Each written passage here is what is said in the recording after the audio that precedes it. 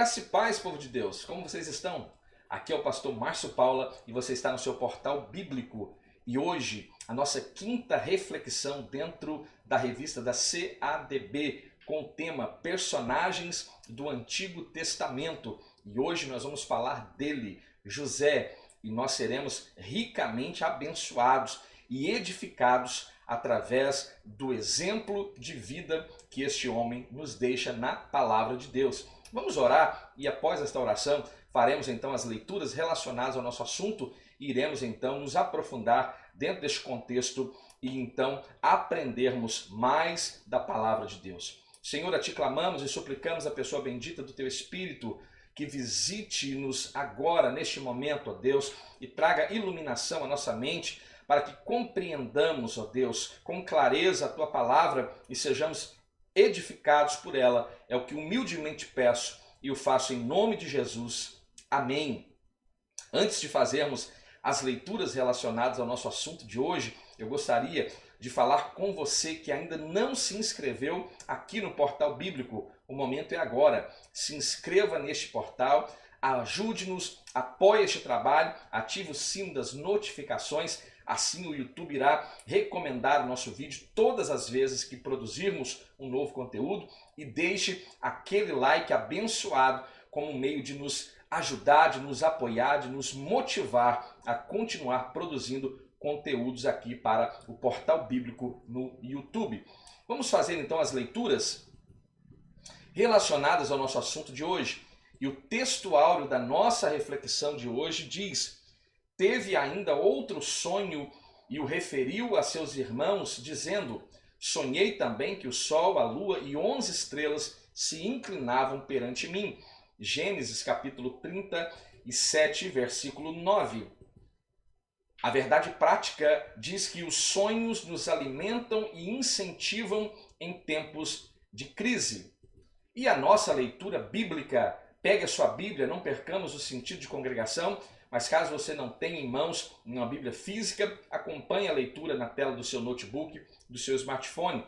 O texto que iremos ler está dentro do livro do Gênesis, capítulo 37, versículo 5 ao versículo 10. E a palavra de Deus nos diz assim: teve José um sonho que contou a seus irmãos, por isso o odiaram ainda mais. E disse-lhes: ouve, peço-vos, este sonho que tenho sonhado. Eis que estávamos atando molhos no meio do campo, e eis que o meu molho se levantava e também ficava em pé, e eis que os vossos molhos o rodeavam e se inclinavam ao meu molho. Então lhe disseram seus irmãos: tu, pois, deveras reinarás sobre nós? Tu deveras terás domínio sobre nós? Por isso ainda mais o odiavam por seus sonhos e por suas palavras. E teve José outro sonho e o contou a seus irmãos e disse: eis que tive ainda outro sonho, e eis que o sol e a lua e 11 estrelas se inclinavam a mim. E contando-o a seu pai e a seus irmãos, repreendeu o seu pai e disse-lhe: que sonho é este que tiveste? Porventura viremos eu e a tua mãe e teus irmãos a inclinar-nos perante ti em terra? Este é o momento em que esse sonho ou esses sonhos estão sendo apresentados à sua família e grande alvoroço então está acontecendo no meio desta casa, no seio da família de Jacó. E é sobre este momento que nós iremos refletir a partir de agora. A vida de José, os exemplos de sua vida que o faz um tipo quase perfeito da pessoa bendita lá no Antigo Testamento. E a sua história é rica, agradável, um drama que nos traz lágrimas aos olhos, mas há uma grande edificação dentro desta reflexão tão preciosa que está proposta para nós neste momento. José, os sonhos que vêm de Deus. Nós vamos destacar dentro dessa reflexão alguns pontos, dentre eles 4 pontos específicos dentro da vida de José, sendo o primeiro deles o aspecto enquanto ele está inserido na casa de seu pai, o seu relacionamento familiar com os seus irmãos. O segundo, quando ele agora está lá na casa de Potifar, já no Egito. O terceiro ponto, quando ele está lá na prisão no Egito. E o quarto aspecto da vida de José, quando ele agora está exaltado no palácio como um vice-rei do Egito. E dentre a nossa reflexão, dentro da nossa reflexão, como sempre, nós temos alguns objetivos e eu espero que no final da nossa reflexão nós tenhamos alcançado cada um deles. E o primeiro deles é compreender que nada, veja, nada pode frustrar os propósitos divinos. Isso Jó também nos escreve de forma clara. O livro de Jó nos deixa, lá no capítulo 42, nos deixa de forma clara e patente esta informação. Segundo objetivo, descrever a estratégia de José para vencer então a tentação. E o terceiro aspecto, o terceiro objetivo, decidir perdoar a quem nos ofendeu. Você conhece José? Eu creio que você conhece sim e talvez conheça muito bem a sua história.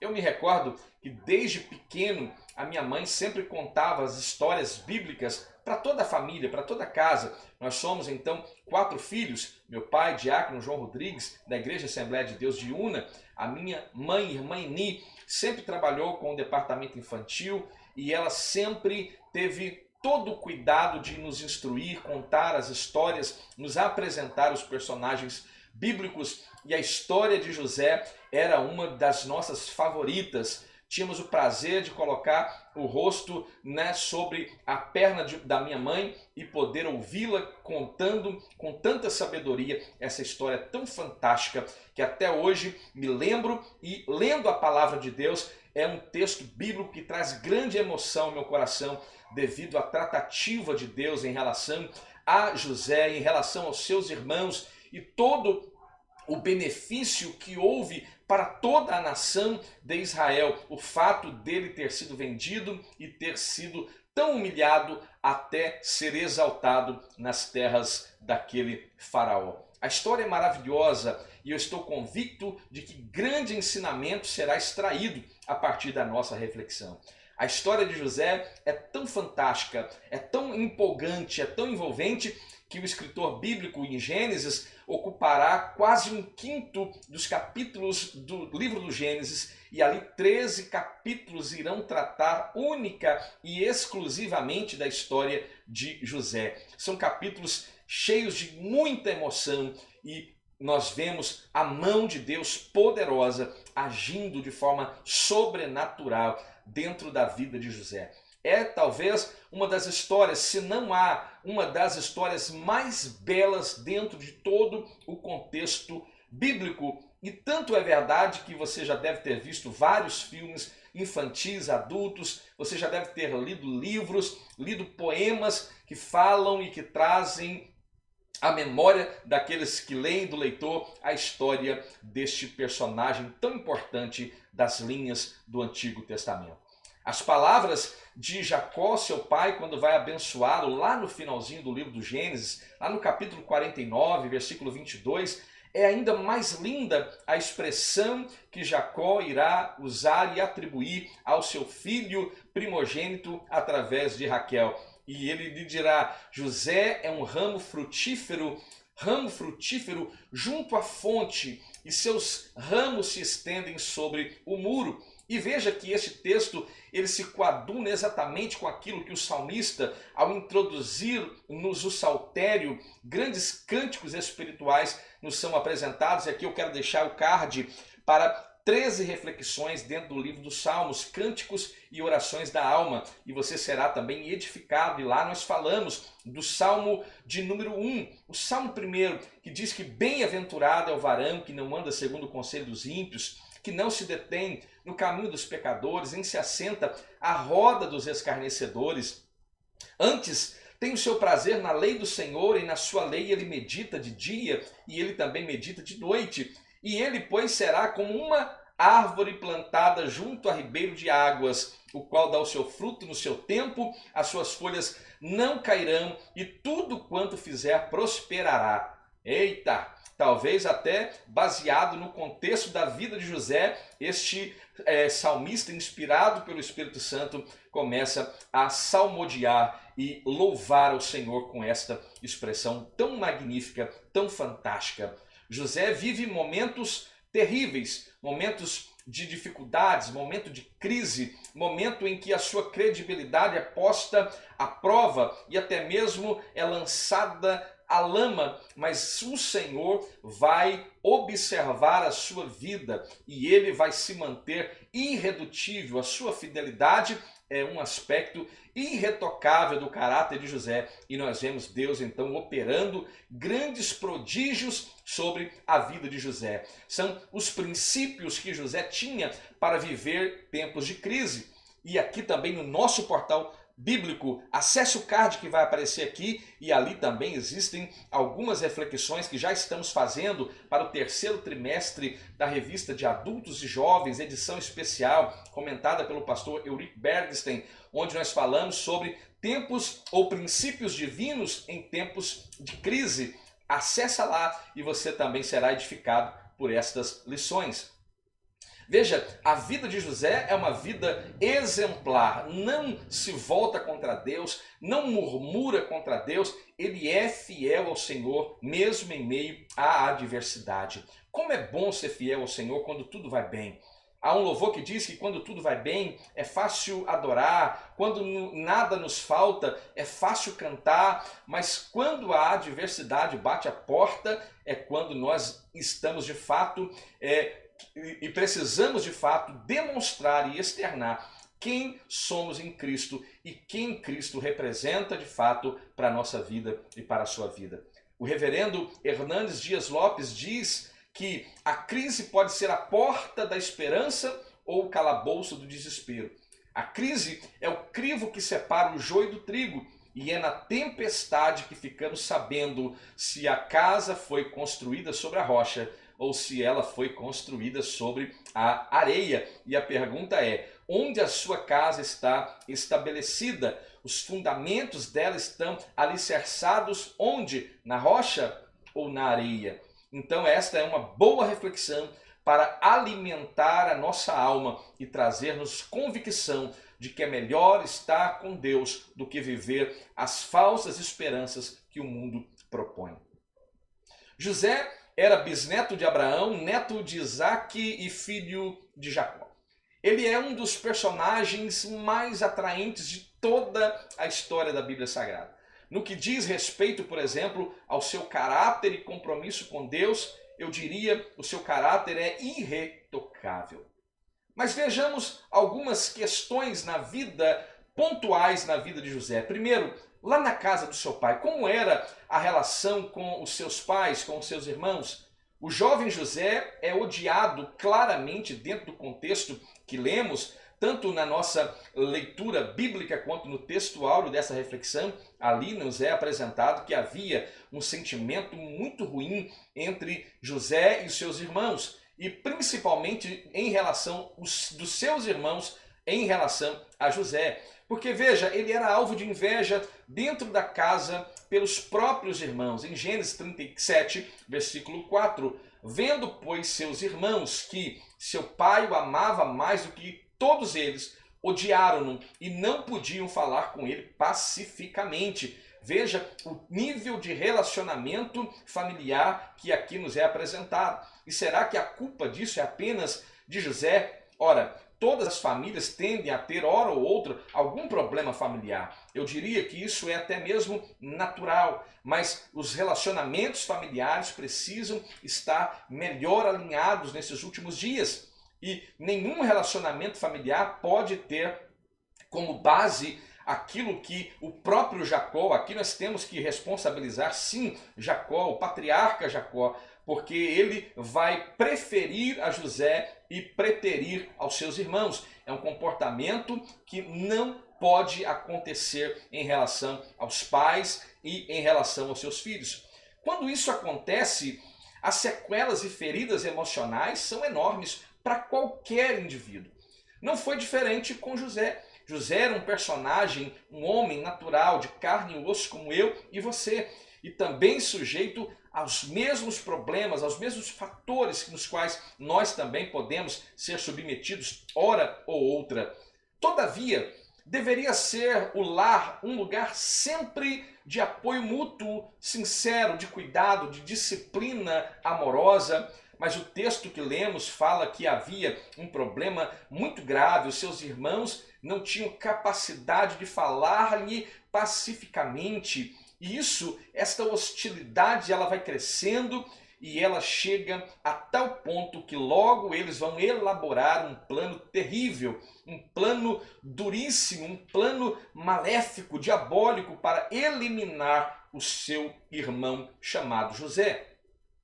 Os processos de adoecimento na vida são assim, acumulativos ou cumulativos, se acumulam, né? É um abismo puxando um outro abismo, e isso é algo importante e que não pode ser ignorado por mim, tampouco por você.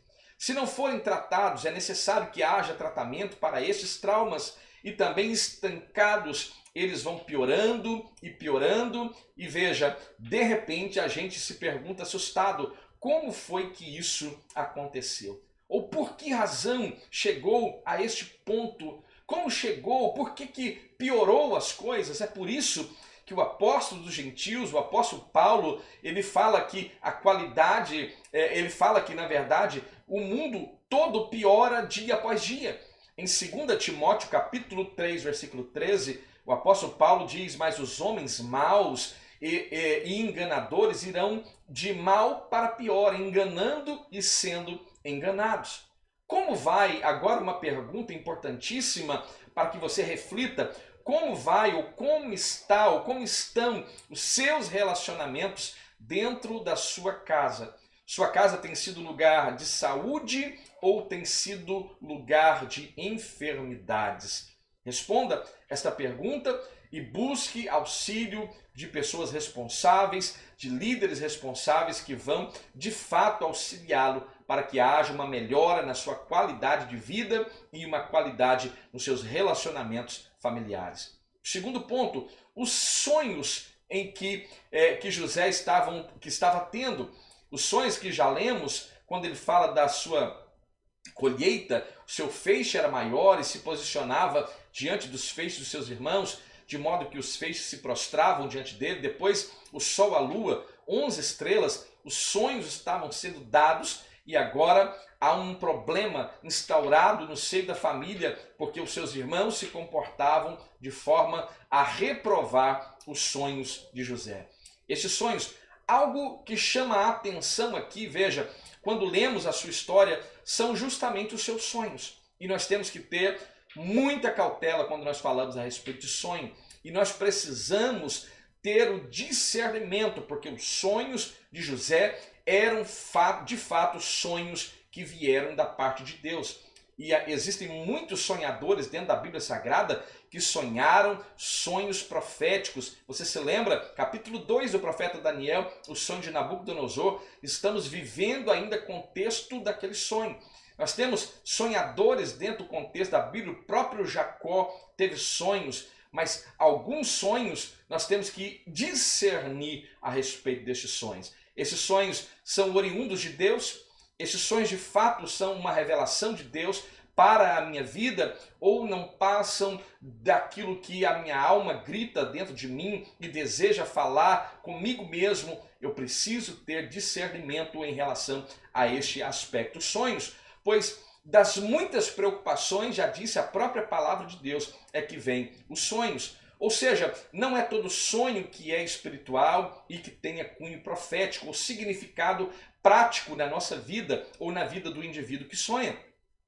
E Deus jamais, dentro do contexto bíblico, vai fazer uso de sonhos e que esses sonhos sejam ferramenta para agora admoestar, para doutrinar a igreja de Cristo. Para isso, existe a palavra santa, revelada, palavra viva, palavra eficaz, é a palavra da verdade que instrui. Nós somos limpos pela palavra que ele nos tem falado. A palavra que é tão poderosa, ela é a base doutrinária da nossa vida cristã. Então, quando muitos sonham e quando Deus não está neste sonho, cria-se um limbo e o indivíduo, ao invés de ter êxito e ter gozo, ele vai de fato viver dentro de uma prisão. Porque uma vez Deus não falou e Deus não revelou definitivamente nada. Então nós precisamos ter uma grande cautela em relação a este assunto. Mas os sonhos de José, estes eram de fato sonhos espirituais e que vieram do próprio Deus.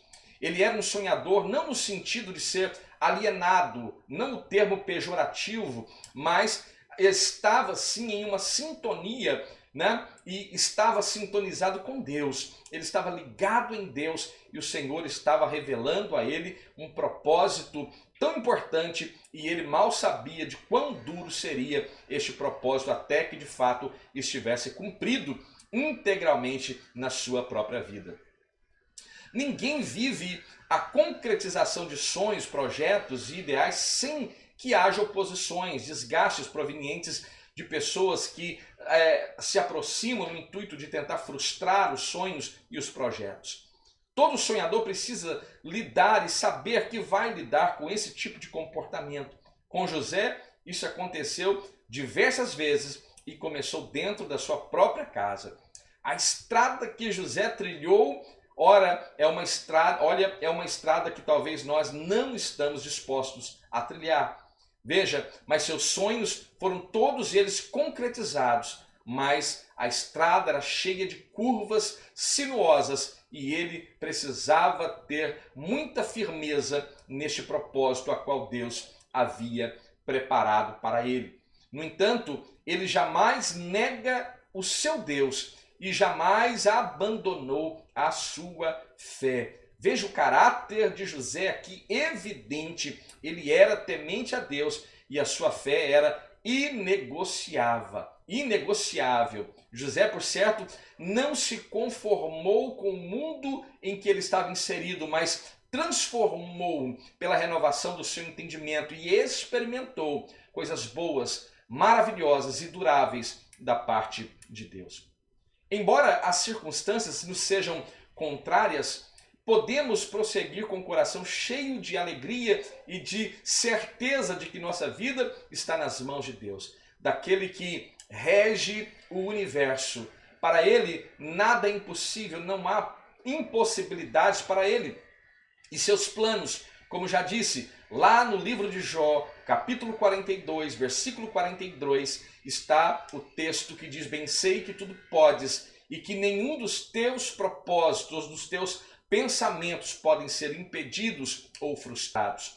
Com José, aprendemos a não desistir dos nossos sonhos e dos nossos projetos. E aqui vai a minha dica para você: não desista dos seus sonhos, não desista dos seus projetos, mas certifique-se de que tais sonhos e projetos são oriundos de Deus, para que você não se decepcione enquanto espera, enquanto aguarda. Então veja, Deus vai transformar agora todos os sonhos em realidades e os seus sonhos jamais serão pesadelos. Contra todas as expectativas, os sonhos de Deus, embora eu deteste essa expressão sonhos de Deus, porque sonho é algo que é facultado ao homem carnal, mas de forma carinhosa, ok, vamos usar essa expressão. Os sonhos de Deus se concretizaram na vida de José. Pode acontecer o mesmo comigo e com você. Esteja certo disso. O filósofo austríaco Viktor Frankl, ele diz: se as circunstâncias forem boas, desfrute-as. Se forem adversas, transforme-as. E se não puder transformá-las, transforme-se. Né? Esta aplicação prática na vida de José, e é notório este comportamento na vida deste personagem tão amado da Bíblia Sagrada. Mas veja, mesmo um homem cheio de chamado, mesmo ele tendo sonhos espirituais, e ainda vivia certa imaturidade. Vejamos, o texto bíblico diz que José era um garoto inexperiente, supostamente com 17 anos de idade apenas, um adolescente dedo duro, E isso se depreende do texto de Gênesis capítulo 37, 2. Não é nenhum exagero essa argumentação de que ele poderia ser um dedo duro. Ali fala em Gênesis 37, verso 2, que ele tinha 17 anos de idade e que ele cresceu junto com os filhos de Bila e com os filhos de Zilpa, que também eram mulheres de seu pai. E José trazia sempre más notícias de seus irmãos para o conhecimento de seu pai. Quem gosta disso? Vamos falar a verdade. Quem é que gosta disso? Ninguém gosta disso.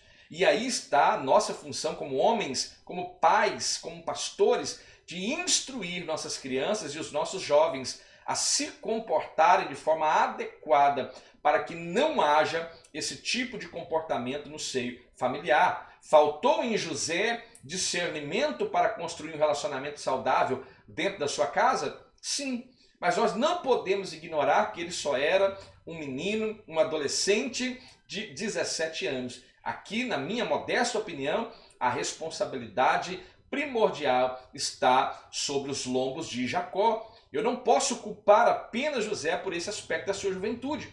Onde estava a figura paterna? O pai, por sua vez, preteria os demais irmãos e preferia a José. Veja, esse comportamento ele teve uma motivação e poderia ter sido evitado a partir do comportamento paterno de Jacó. Aquela era, aqui então chegamos a essa conclusão, aquela era uma família disfuncional. A família do patriarca Jacó, um homem que também é chamado por Deus, recebe promessas de Deus, mas nós vemos um problema gravíssimo dentro da sua família. E isso é um problema recorrente. Você se lembra que Isaac, pai de Jacó, tinham dois filhos, Esaú e Jacó. E lá a Bíblia diz que Jacó era o preferido da mãe, Esaú o preferido do pai. Então parece que há um comportamento, há um exemplo de comportamento que é assimilado por Jacó. E este, por sua vez, vai perpetuar tal comportamento. Então veja, aquela era uma família disfuncional, nós já chegamos nessa conclusão. Quem gosta de... eram 12 irmãos, filhos de 4 mulheres diferentes. Raquel, Lia, Zilpa e Bila. Sendo que Raquel, a mãe amada de José, já havia falecido. E Raquel, que era a esposa amada de fato por Jacó, ela vai morrer quando ela dá à luz ao seu filho mais novo chamado Benjamim. E para piorar, havia a predileção, como eu já disse, clara do pai em relação a José, em detrimento dos seus demais filhos, irmãos de Jacó. Então veja, esses problemas geraram uma família desequilibrada e esses problemas de comunicação acabaram conduzindo a problemas crônicos no seio daquela família. José poderia ter guardado seus sonhos em seu coração e não ficar jogando na mesa junto aos seus irmãos e à sua família. Ok, né? Ele não podia mostrar para os seus irmãos, isso é algo quase que impossível, né? Mas o pai não deveria talvez ter dado aquela túnica que o fazia notoriamente diferente dos seus irmãos. Veja, isso tudo gerou problemas gravíssimos e duros dentro da família de Jacó e motivou, na minha concepção, muito o mau comportamento dos irmãos para com José, e este relacionamento familiar estava em uma situação terrível.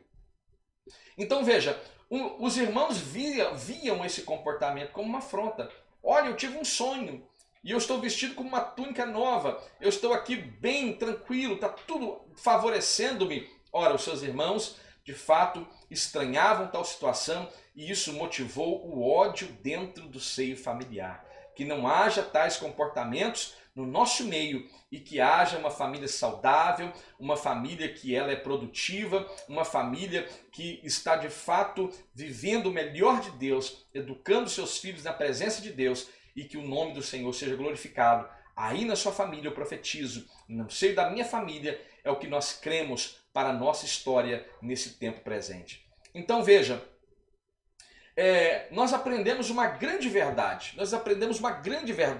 Observando essa história. Primeiro, Deus não dá sonhos somente a pessoas maduras, equilibradas e preparadas, mas Ele prepara aqueles a quem ele vai dar sonhos tão maravilhosos. E nós vamos ver que isso é uma verdade claríssima na vida de José.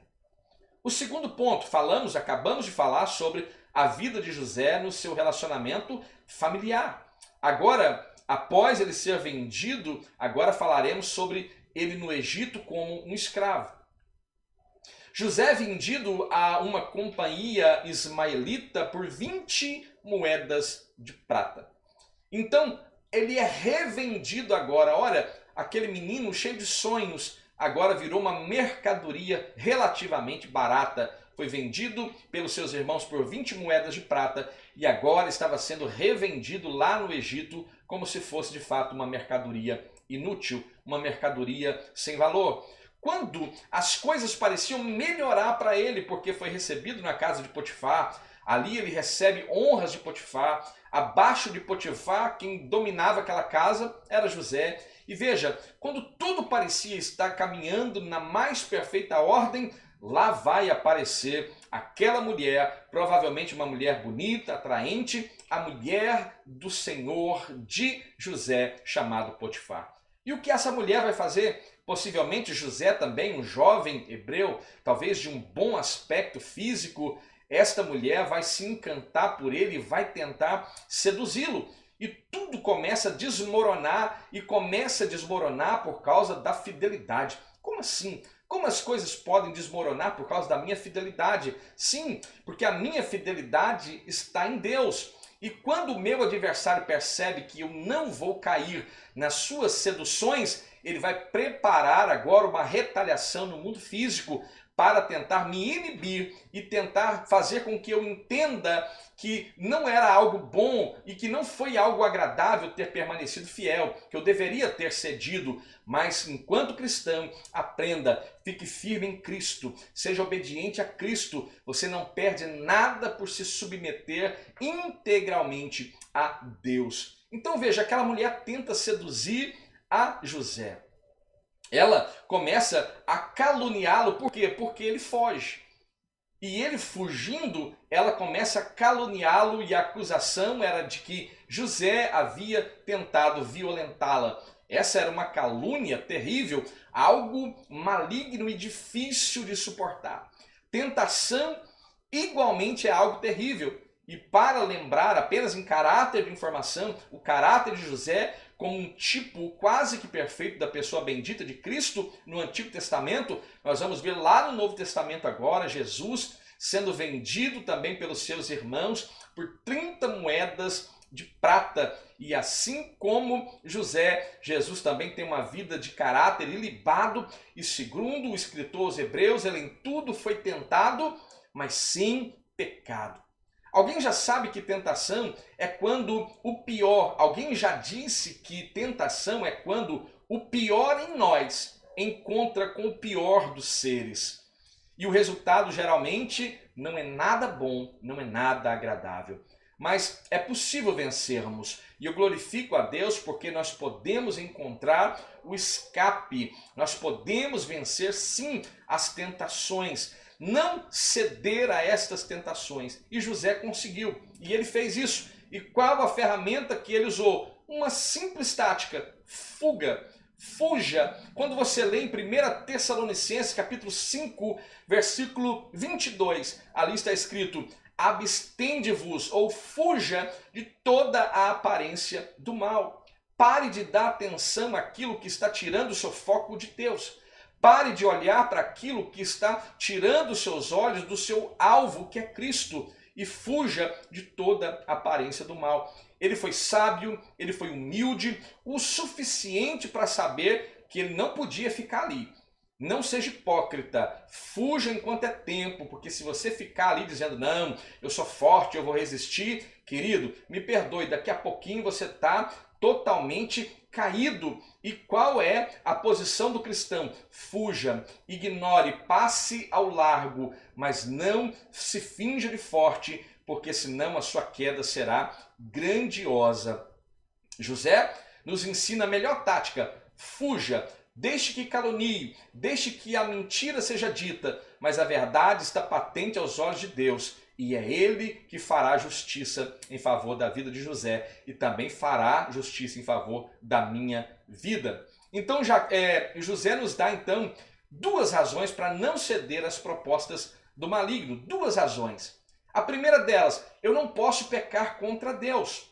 A proposta pode ser interessante, pode ser agradável, mas não, hipótese alguma, porque me submeter a essa proposta é pecar contra Deus. Fato. Ponto final. Segundo, o teu marido, mulher, é um homem extremamente gentil para comigo, ele confia em mim e eu também jamais poderia transgredir a minha relação ou quebrar a minha relação em relação ao seu esposo, no caso aqui Potifar. A grandeza de José em dizer não diante de tanta pressão precisa nos inspirar em algum momento da nossa vida. É necessário que nos inspire em algum momento da nossa vida. Mas o resultado disso, ele é preso. Ele é preso por causa dessa calúnia e ele vai parar lá na prisão dentro do Egito. Ele é fiel, ama a Deus, mas as desgraças vão sempre acompanhá-lo até então. De alguém livre, filho predileto e querido do pai, agora ele é um escravo condenado sem aparente saída. Que situação, hein? Será que tem solução para isso? Talvez é assim que você olhe para a sua situação, dizendo, não tem solução. Eu estou como José, aprisionado no cárcere, e daqui é sair para a morte. Mas há uma solução para o seu problema, como houve solução para o problema de José. Com toda certeza, a prisão era um lugar, ou um dos piores lugares para se estar naquela ocasião. De verdade. É talvez um dos piores lugares, insalubres, e ele deveria estar sofrendo naquele lugar, mas mesmo naquele lugar ele vai ser honrado.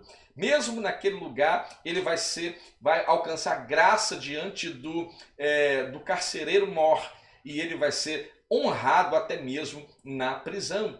Na prisão ele é um instrumento de Deus, porque o carcereiro mor entregou na mão de José todos os demais prisioneiros que estavam na casa do cárcere, e ele organizava tudo ali, e o carcereiro mor ficava só na boa. Veja a honra de Deus sobre a vida de José. Não é, e precisamos aprender isso, não é só dentro de quatro paredes que devemos servir a Deus, não. Não é só ser cristão dentro da igreja, e lá eu pulo, lá eu canto, lá eu falo em línguas, lá eu sapateio. Mas como está a sua vida cristã aos olhos da sociedade, no seu emprego, nos seus relacionamentos interpessoais? É imperativo que façamos este questionamento a partir desta reflexão. Então, nós precisamos ser usados por Deus, independente do lugar em que estejamos.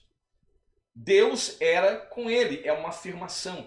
Deus era na vida dele. Aprendemos que a tal da teologia da prosperidade, né, segundo a qual um crente fiel e santo não pode ter problema nenhum de saúde, não pode ter problema financeiro, antes deve se apossar da riqueza dos ímpios. Essa teologia não encontra respaldo nenhum dentro das Sagradas Escrituras. Aprenda de uma vez por todas, não encontra respaldo dentro do contexto bíblico. Então veja, e fazendo uma análise séria das Escrituras, nós chegaremos a essa conclusão. Essa teologia é uma teologia do engano, é uma fatídica teologia que prega algo totalmente contrário à vontade soberana de Deus revelada dentro da palavra de Deus. Não há aqui isenção de sofrimento, querido. O próprio Cristo, ele vai nos dizer, no mundo tereis aflições. Mas o que ele diz para mim? Desanima? Chuta o pau da barraca? Não, ele diz, tem de bom ânimo.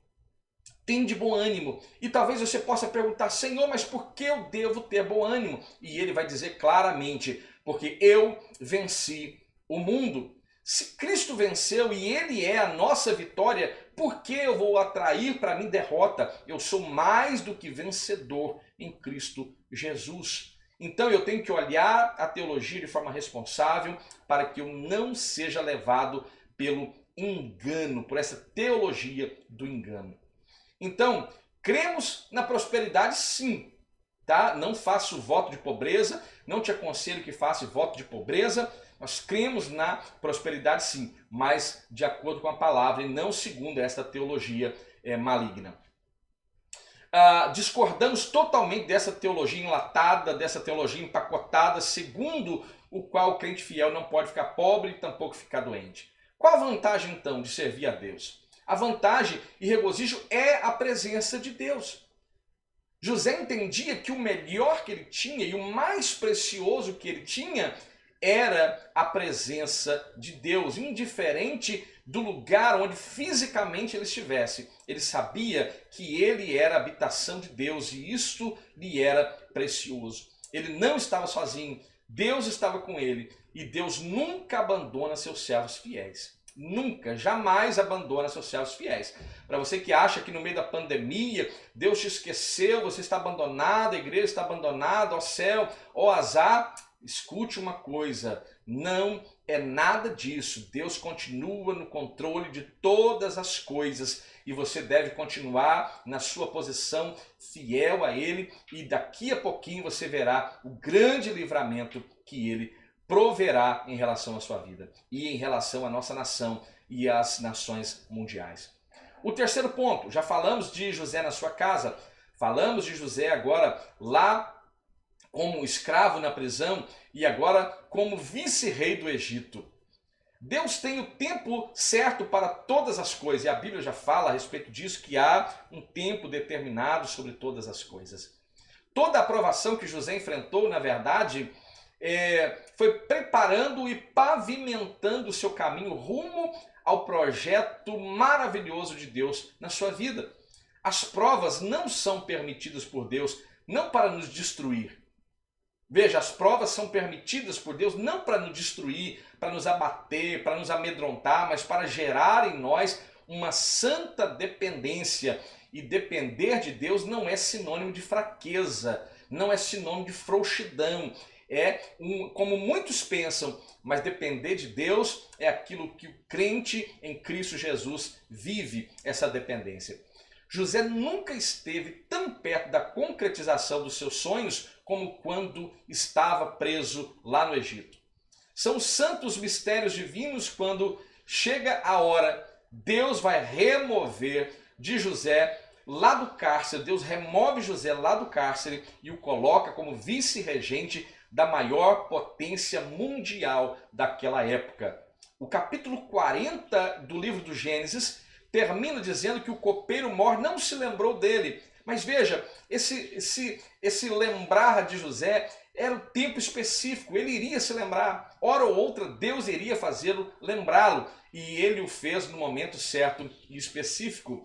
Então, sua vida seria outra se aquele copeiro tivesse lembrado anteriormente? Deus vai operar minuciosamente nos piores cenários. Uma pessoa sair do trono e ir para uma prisão, nós até podemos entender que há essa possibilidade. Nós temos no Brasil ex-presidente condenado, ex-governadores pagando prisão.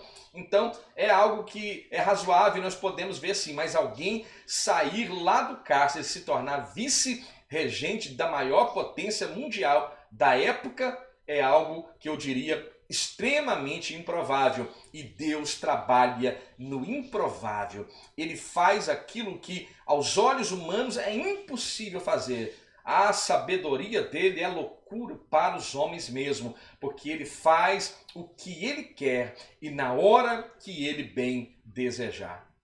Ele agora é liberando perdão, e este ponto talvez é o ponto mais fundamental da história de José. Este ponto, liberando perdão. Havia algo que precisava ser lidado por José. Seus sentimentos em relação aos seus irmãos, à sua família como um todo. Deus prepara o momento certo para isso acontecer. José vai compreender que não seria o homem que Deus o chamou para ser, caso não libertasse agora dessa amargura que o prendia e do ressentimento que havia dentro do seu coração, perdoando agora os seus maiores algozes. Quem? Os seus próprios irmãos. José se vê invadido por uma ventania de emoções e sentimentos. Afinal, era um ser humano como eu e como você. Um turbilhão de sentimentos invade o coração de José até ele perceber que não havia saída, não há saída. A única saída digna de aprovação de Deus é a saída do perdão. Não perdoar é morrer aos poucos por dentro e invalidar o agir de Deus na nossa vida. Então veja, é extremamente importante que liberarmos então o perdão. Porque liberar o perdão vai promover cura, vai promover libertação em nós mesmos, vai promover alegria, gozo, paz. E isso é extremamente importante. Perdoar não é uma opção, meu irmão. Perdoar é o único caminho. O perdão não muda o passado, mas torna o futuro uma terra frutífera. Que coisa gloriosa! A amargura no coração priva, que segundo o escritor aos Hebreus, tendo cuidado de que ninguém se prive da graça de Deus e de que nenhuma raiz de amargura brotando vos perturbe e por ela muitos se contaminem. Perdoe, simplesmente perdoe. Não há pré-requisitos para perdoar o próximo. José venceu esta grande luta na sua vida, perdoando, e ele nos ensina o caminho para trilhar esta luta contra os ressentimentos. Ele entende o propósito e ele reconhece que ele chegou ao Egito para que a vida dos seus irmãos e de toda a nação de Israel pudesse ser preservada. Que coisa gloriosa! A família eleita está agora totalmente indefesa, inclusive sem comida, está totalmente dependente da provisão que vem de onde? Do Egito. E José vai compreender que ele foi posto ali para que provesse a libertação, para que provesse mantimento na mesa da sua casa, da sua família. E ele entende que ele foi posto ali por este bem maior. Ele atrai para si a maior bênção que um filho da geração dos judeus poderia ter. Ele atrai para si a primogenitura. Quando nós lemos a palavra de Deus, nós aprendemos que ele agora será o filho primogênito de Jacó. Isso você lê em 1 Crônicas 5:1. E isso é maravilhoso, é fantástico. Ele agora maduro percebe que essa posição de liderança, de sacerdote da sua casa, né, do filho primogênito, trazia uma enorme responsabilidade. E ele cabe a ele agora o papel de cuidar da sua família. E ele o faz muito bem, o seu papel. As terras de Gósen, as melhores terras do Egito, com muita pastagem para os animais, ali estavam reservadas para o povo de Israel. 70 e poucas almas subiram com Jacó até o Egito, e de lá saem milhões de israelitas indo em direção à terra da promessa. O serviço que José prestou à nação de Israel é um serviço extraordinário e digno de nota. Com José aprendemos que Deus é poderoso para tirar nossas coisas boas até mesmo das adversidades que nos acometem, e como vale a pena servi-lo. Vale muito bem servir a Deus e esperar nele. Nele mesmo contra todas as expectativas. Não jogue fora. Não jogue fora suas lutas. Deus está no leme, Deus está no controle, mesmo nas mais densas e terríveis tempestades. Que Deus abençoe a sua vida. Se você ficou até agora, se inscreva neste canal, ative o sino das notificações, deixe aquele like abençoado, você me motiva quando você deixa aquele like, deixe seu comentário também, para que possa, o seu feedback, para que possa também nos auxiliar no crescimento deste canal. Divulgue o Portal Bíblico e que o Senhor, eu peço que o Espírito Santo possa ir mais fundo e traga mais entendimento ainda ao seu coração. É o que eu te peço em nome de Jesus. Que Deus abençoe a sua vida. Fiquem bem, fiquem em paz e até a próxima.